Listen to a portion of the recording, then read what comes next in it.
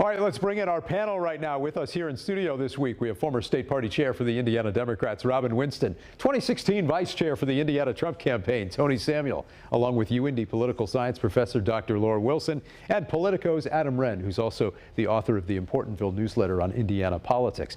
All right, final debate in the race for governor coming up this Tuesday night. Laura, what are you expecting from the candidates on the debate stage with just a couple weeks now until the primary? Well, this feels like their last big pitch to reach out to Hoosier voters. And this has been an incredibly expensive race. When you talk about the $35 million fundraise, I expect to see the candidates really trying to make that argument to voters that they're important. We're going to see some differences in terms of economics, which has been economic development, an interesting wedge for the Republican primary right now. Right, and for some of those voters that still haven't made up their mind, this is really their last moment to decide what they want to vote, who they want to support, which issues they're caring about. And Adam, what are you hearing from the campaigns here with just a couple weeks to go? It certainly seems like it's Mike Braun's race to lose. Yeah, I think in a lot of ways it is Mike Braun's race to lose. You know, I'm surprised how bitter internally some of these campaigns are getting toward one another. Kyle Hupfer, the former state party chair, calling Suzanne Crouch a liar this week. You know, it's pretty remarkable. We've not seen a primary like this probably ever in the history of the state. Tony, this week the group Recenter Indiana officially came out and endorsed Brad Chambers. This is the group that's calling for Democrats and moderates to vote in the GOP primary. Braun's campaign seizing on that, calling Chambers a Democrat on social media, while Chambers' team hit Braun back for his voting record in Democratic primaries.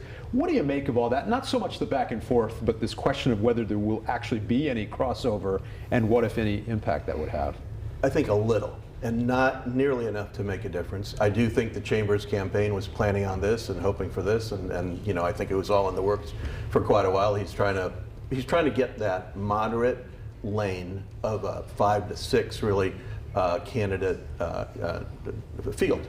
And when you have those folks vying for the conservative vote, there is a moderate lane. Now, Suzanne Crouch, who's a true conservative because of the issues that she's talking about, folks with disabilities, taking care of their kids with disabilities, mental illness, along with axing the tax and issues that hit at the pocketbook.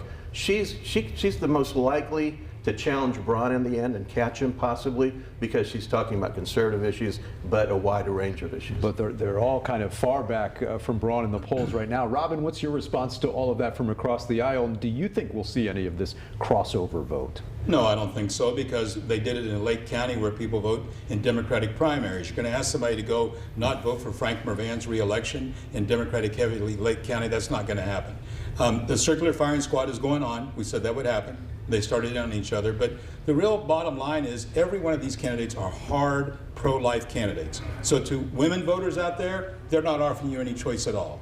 For people that are progressive, they're not offering you choice. And then some of the things that all the last minute hijinks, negative ads, I just think that that's going to resonate with voters. I don't believe you're going to see a massive turnout. I think you see a lot of money, but not a big turnout. Maybe not a big turnout. We'll see. Adam, your colleagues at Politico reported on another item that could impact the Braun campaign. This report suggesting that the Trump campaign is asking for funding from down-ballot candidates using the former president's likeness. The Braun campaign telling me they didn't get this letter yet and can't comment on it. But what are you hearing about all of this and any impact it might have? It's being called the Trump tithe.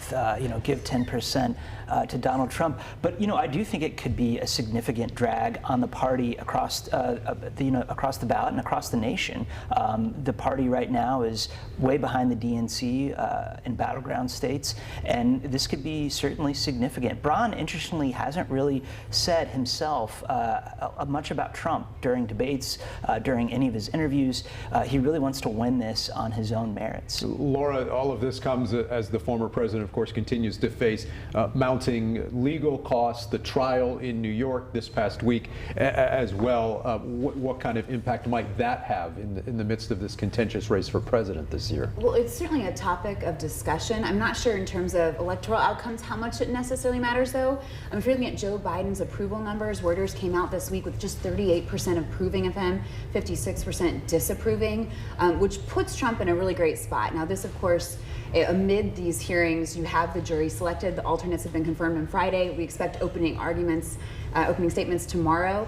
I don't know that makes a difference in terms of the outcome of the election, but certainly the conversations and what we'll be discussing for the candidates, it really will matter there. But even with those low approval numbers, you mentioned there, we have seen President Biden kind of close the gap, maybe even move ahead in some national polls. Tony, what do you make of some of the recent polling numbers we've seen that have shown this a tighter and tighter race? In a way, the strategy for the Democrats is working a little bit. Tie up Trump in court so he can't be out there campaigning. This is the weakest of all of the politically motivated cases, and he's going to be tied up for 6 weeks. Biden got a little bit of a bump, but not nearly as much. He's not looking good with African-American voters, with Hispanic voters, with independents. Trump is still leading in most of those battleground states, North Carolina, even Georgia, Michigan, and Nevada right now. So this will go back and forth a little bit, but you know, a 6-week trial, that's going to backfire because folks have already known for quite a while that these are all politically motivated charges, and it's going to backfire on the Biden folks, and it's going to help Trump. Robin, you get the last word here. What's your response to all that? First, if we get NIL, then Joe Biden will make a lot of money from Republicans because they keep mentioning his name in every ad. As it relates to the president's campaign, I believe that we're going to be up awfully late on November 5th. We're going to have a brawl. He was in Pennsylvania at 3 different cities this last week. I think that you're going to see this race get tighter and tighter.